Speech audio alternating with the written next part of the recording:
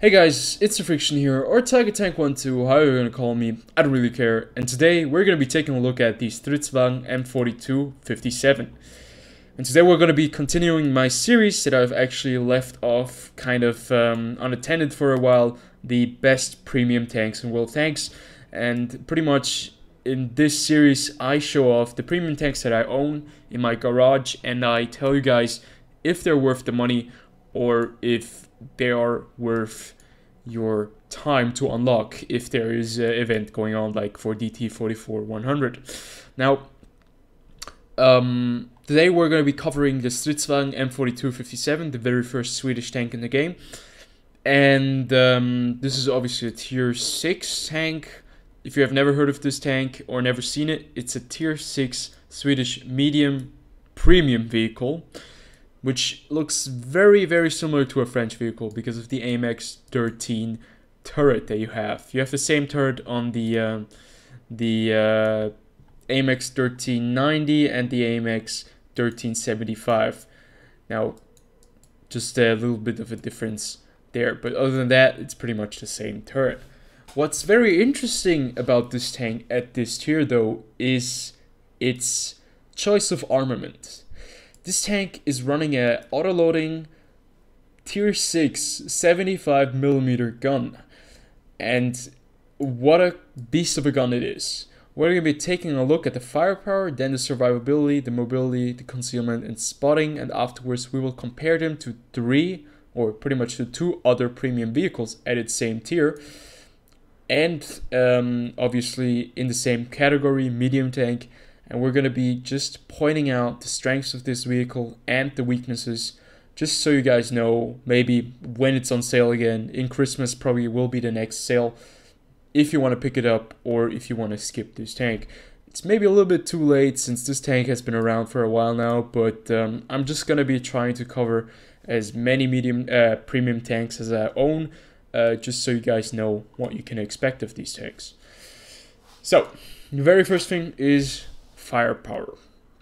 Well, you're running a 75mm gun, so you will not be expecting massive amount of alpha damage. So you can go up all the way to 188 HP worth of damage that you can deal, and all the way down to 113 HP worth of damage. The standard shell penetration on these rounds is actually pretty standard for 75mm guns. And that is, I think, 148 and 190 on APCR rounds. Now the HE rounds obviously only have 38mm of pen, so if you're facing tier 8 opponents, your high explosive count will not be that important. So that's one of the reasons why I have pretty much left out the high explosives ammunition on this vehicle. Now the rate of fire is 11.3 rounds per minute. Now if we compare that, we can actually afterwards we'll compare that.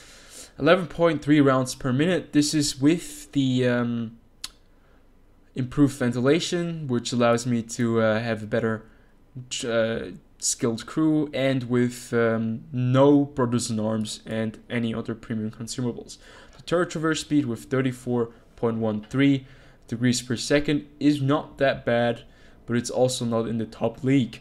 The gun depression, obviously, as almost all AMX tanks lack, is the gun depression. Minus 6 degrees is not that much, and 12 degrees of gun elevation is good enough. The load time on my tank is 15.32 seconds, and the aim time is about 2 seconds on this vehicle. So the average damage per minute that you can deal is 1,688. So if we compare that now, we're just going to compare it real fast to the AC4 Experimental and the Cromwell B, which I actually own in my garage. But this tank right here has a very, very skilled crew, so it's a bit unfair. The very first thing is firepower that we're going to be comparing right now. And you can see that the standard shell damage is higher than on the Cromwell B. But altogether, the gun depression is better on the Cromwell B and far better on the AC4 with -4 degrees of gun depression more. Now, the turret traverse speed obviously is not that great with 33.38 degrees per second, and the other two vehicles outclass this tank by a very big margin. The rate of fire is also a lot higher on the Cromwell B, and so is the reload time, as you can see right there. So is the DPM eventually in the end. The aim time is the same on the Cromwell B as on the Stridswagen. The AC4 experimental is kind of better in that case, and the dispersion on the Stridswagen is a lot better than on the AC4 and a little bit better than on the Cromwell B. Now you're probably asking yourself, well, the Cromwell B does a lot of these things better, at least in firepower. As you can see, 246 points. That is almost, well, that is pretty much 50 points more than the Stridswagen M4257 has. Now, you guys obviously know of the strengths of the Cromwell B as well. The mobility, the nice gun handling, and pretty much its low profile. That tank is very, very good for its tier. But one of the things that this tank has is an autoloading gun, which pretty much can shoot down a Cromwell B very, very quickly. If you think about this vehicle having 4 rounds in one 4 rounds in one clip, and every clip does every shot does 150 damage. So 150 damage times 4. Just imagine. You'll be running at 600 damage, and if you roll high, you can go even all the way to 700. So you can eat away on the Cromwell B if you actually have to face him and you have reloaded. You can eat away on the Cromwell B and pretty much take away all of his advantages with his better reload time if you're loaded. And pretty much you leave this tank at very low HP, or you can even kill him if you roll very high. And most of the time, if you're running with a teammate, they'll probably take care of the Cromwell B. So the Cromwell B is kind of in a disadvantage if you are loaded. If you're not loaded, you're going to have a big problem with this tank, because this tank will just chew away at your armor, because you do not have any armor. That is the next point that we're going to be taking a look at. 700 hit points, 50 hit points less than Cromwell B, and the AC4 experimental. This is probably to balance out the autoloading factor, that you have an autoloader on the system. 55 millimeters, 30 millimeters on the side, 20 on this on the rear, 40 on the turret, 20 on the side of the turret, and 20 on the rear of the turret. This tank has no armor. Get this out of your head. This tank has less armor than the Cromwell B, and the Cromwell B is not bouncing anything, so this tank is not good in a close range engagement if it's not loaded, or if you're going up against higher tier vehicles. That is one of the reasons why this tank at tier 6 going up against tier 8 tanks is very, very frustrating. So mobility wise, it's probably, again, the Swedish tanks don't weigh as much as the other tanks. If you have watched my preview on the Kranwagen and the Emil 2, both of them are very, very light. Thus the engine power, well, with 340 horsepower, you can get up to 45 kilometers per hour, but this tank is not very fast. It's not very fast, and if you look at the 330 horsepower that you have on the AC4, that tank is running around at 60 kilometers. And even that the Cromwell B obviously has the best engine, is running around at 64 kilometers per hour. So this tank, mobility wise, you get around fairly well. I like to compare this to the M48 Patton, which only has 45 kilometers as well.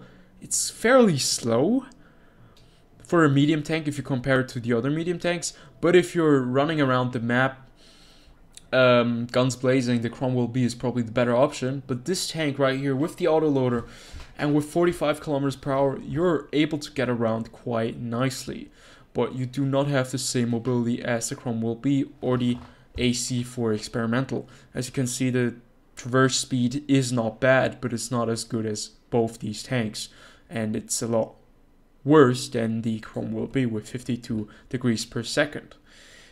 Concealment, well, that's another factor. Right now, I do not have the best crew on this tank. I do have a much better crew on the Cromwell B, and I do have a camo net on Cromwell B. Actually, I have on both of these vehicles, so the camo and the concealment is quite nice. The spotting range, well, not the best again, 350 meters. This is not a spotting tank, and the signal range, though, is very, very good. So that leaves us right here at a very awkward position. Pretty much the entire thing that is wrapping around this tank is the gun. And the gun is the all-star of this vehicle, nothing else. Pretty much the gun is the one thing that makes this tank what it is. It's pretty much like the A-10 Warthog, where you have the amazing plane, which is pretty much built around that amazing 30mm Gatling gun. Although the plane itself is very, very well made. It survives pretty much anything. It can fly really, really slowly, but the gun is the main reason why that thing is as powerful as it is. So, what does this tank do very well? And that is the one question that we will answer in the gameplay that I have prepared for you guys. So, let's jump right into it. We will take a look at a game that I had on Siegfried Line a few days ago, and actually this is one of the matchups that you want to find yourself in, maximum tier 7, because even tier 7 vehicles can be quite dangerous to your tier 6 vehicle, because a step from tier 6 to tier 7 is usually, I think, one of the biggest steps that you have in the game, especially considering some tanks from heavy tanks going to other heavy tanks, tank destroyers going to tier 7 have much bigger guns, 105mm guns all of a sudden. Medium tanks roll around with 88mm guns or 90mm guns, and that is just one of the things that you need to keep in mind when you play this tank. You have 700 HP, you're not the fastest medium tank, but you have a very, very punchy 75mm autoloading gun. And we will put this gun right to use in this alleyway. We're playing this tank very, very aggressively. This is a very aggressive forward position that can only be played as long as you have the adequate support in the city. And right there we have a counterpart, non-premium Soviet tier 6 medium tank. And the first thing that we do is put a 130 HP worth of damage shot into that tank. And one of the things that he does not really care about is his HP. He does have a bigger gun, an 85mm gun, but what he kind of ignores is the fact that we have an auto-loading gun on our hands, which just did about 580 damage in a very, very quick or rapid succession.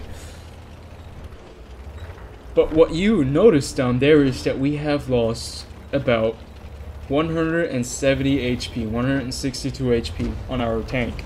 And that is one of the things that you have to keep in mind. This tank has not a lot of HP, it does not have any armor. If you bounce, it's most of the time lucky bounces or just the tracks absorb certain shots. But with 700 HP, going up against tier 8 vehicles with not enough mobility, you're gonna have a really bad time. But you can see right now, it's just the gun that makes this tank so great. The reload time of 15 seconds actually is very, very manageable and I think very well balanced.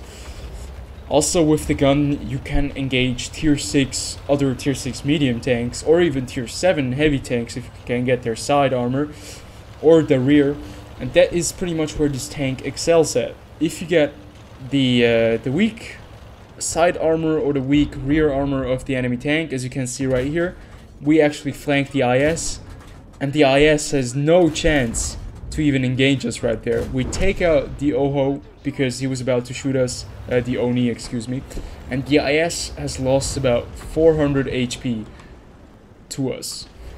And that is the beauty of this tank. If you get the weak spot and you can just chew away with your 75mm gun, you can pretty much chew away at them for a very, very long time. You can put 4 rounds into them, which is almost like 700 damage if you roll high. And you can see that IS had no chance getting engaged by so many tanks, and that is just how fast you can take care of them.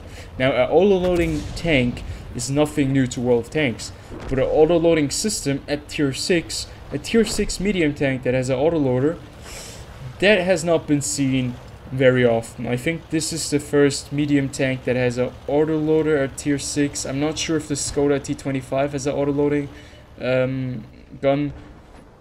I think it does, so maybe it's the second. The French don't have any medium tanks at tier 6. They only have the Amex 1375. I think the tier 6 French. I have no idea what the tier 6 French tank is. Well, I just forgot, but I don't think they have a tier 6 medium tank.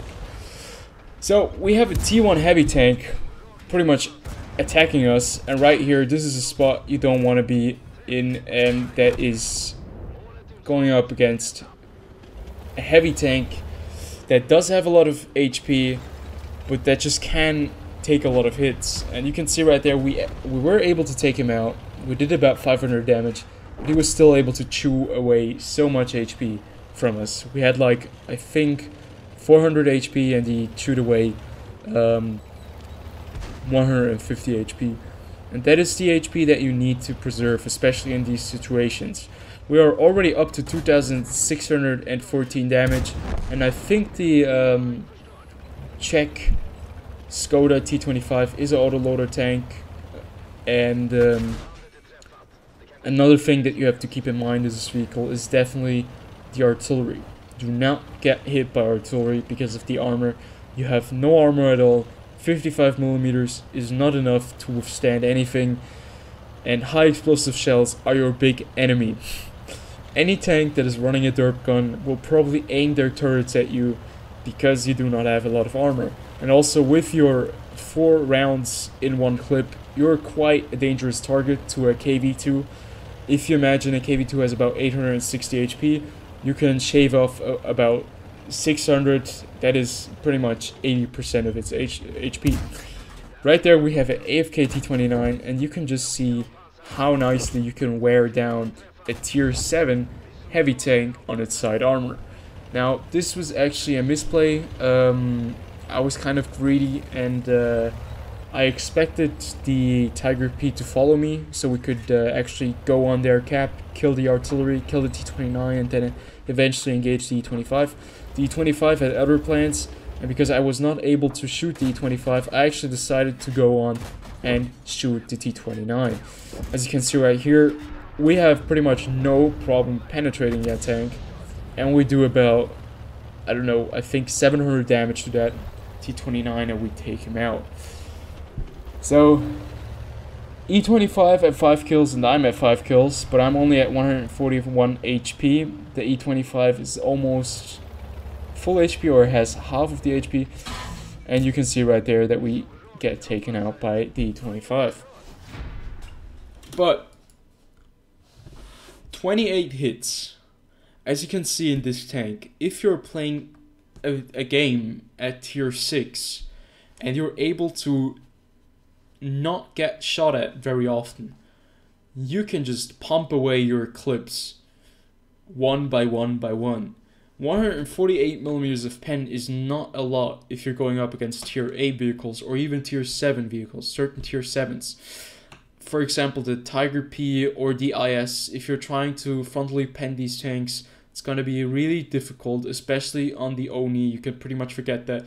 But if you have the side armor, the rear armor on any of those heavy tanks, you will be able to pretty much wear them down to a amount of HP that is very, very, how should I call it, nice for your team to actually finish them off, because you can just blow away big chunks of their HP. If you do 600 damage in every clip and you penetrate all of these, you can pretty much engage any tier 6 vehicle and trade shots sometimes even. Right there, we were very lucky that the people didn't really shoot us a lot of the times, or that we were able to clip them out and penetrate all the shots. I did not fire a single premium clip. All of the clips were AP, and we did 4,000 HP worth of damage. And that is just one of the things that this tank is really good at. It's a very, very good medium tank that has a very, very good gun. It has medium mobility, it has no armor, but the gun just makes this tank great. Like so many different vehicles that we have in the game right now, the gun is the main focus right here. And if you can stay hidden, if you can flank the guys with this gun at this tier, or even at tier 7, you're able to deal a lot of damage. And that is one of the things that you want to see in a tank, and that is one of the things why I really do enjoy playing this tank.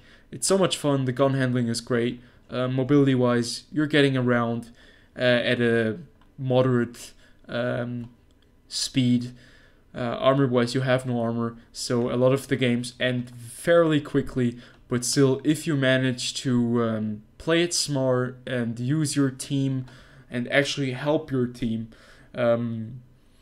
you can have great games in this tank. So if you're a guy that loves the French medium line, you know, the Bad Chat, the not the Lorraine 40 ton that doesn't exist anymore. It's probably coming as a tier 8 premium tank though eventually.